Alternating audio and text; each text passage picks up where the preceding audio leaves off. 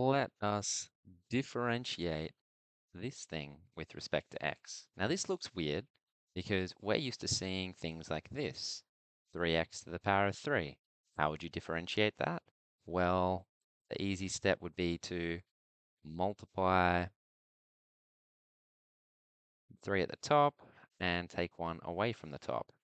But now it's down the bottom. There is this 4, there is this 7. This is really confusing. So first step is we're going to bring the x to the top using some indice laws, and then I'll explain how to deal with constant coefficients. So that's like the 4 and the 7 there.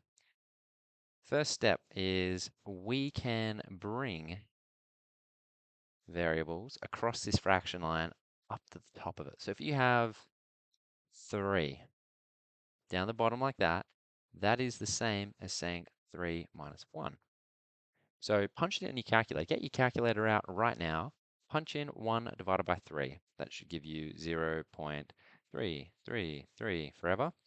And now get your calculator, punch in 3 to the power of minus 1. That should give you the same thing, 0.333 forever. So we can do the same thing with the x. If we have a 1 divided by x to the 5, we can bring that up to the top and stick a minus sign in front of it. Okay. Likewise, if we had a slightly different question, I'm not sure which one has been generated for you. Let's say if we have minus 2, then that would be x to the power of positive 2. So you just stick a negative sign in front of it. Okay. All of this stuff here, x to the minus 5. So now it's pretty simple, right? Now all we have to do is differentiate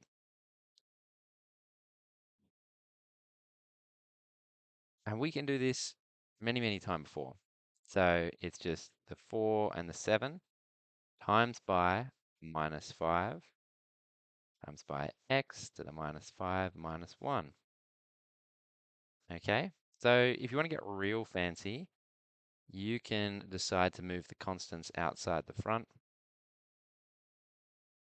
but it doesn't really matter in which way you do it. Okay, now we've got to simplify that. The 4 times minus 5 is minus 20 over 7. And that's x to the minus 6. There you go. That is the question complete.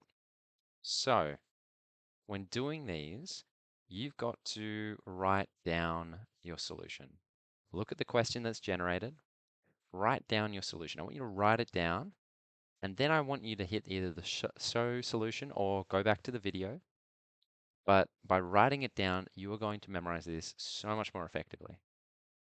And then when you've done it, you think you got the correct answer, or maybe you got it wrong, refresh the web page. So scroll down and click generate a similar question, or press F5 to reload the web page, and that will give you new numbers. And try again. Keep trying until you can see all the patterns that appear in the question. All right, well done.